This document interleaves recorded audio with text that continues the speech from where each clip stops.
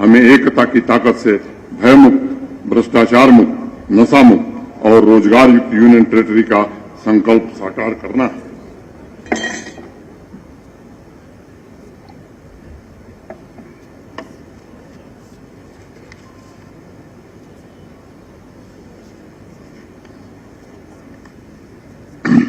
और ये मित्रों, कुछ दिन पहले कि प्रतिभा के अलावा, योग्यता के अलावा कोई दूसरा अधिकार नहीं, कोई दूसरा आधार नहीं होगा।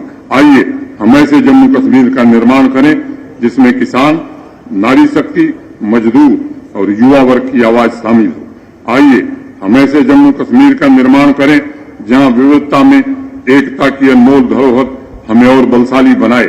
आइए। संबोधित करते हुए वो नजर आए, जहां उन्होंने मौजूदा प्रशासन की उपलब्धियों को गिनाया, तमाम योजनाओं को उन्होंने जनता के समक्ष रखा और आगे आने वाले भविष्य के लिए जम्मू कश्मीर को लेकर जो उनका विजन है उस पर भी उन्होंने प्रकाश डाला। और वहीं दूसरी तस्वीर आप इस वक्त राजधानी दिल्ली से देख रहे हैं, जहां परेड की सलामी लेते हुए महामहिम द्रौपदी मुर्मू इस वक्त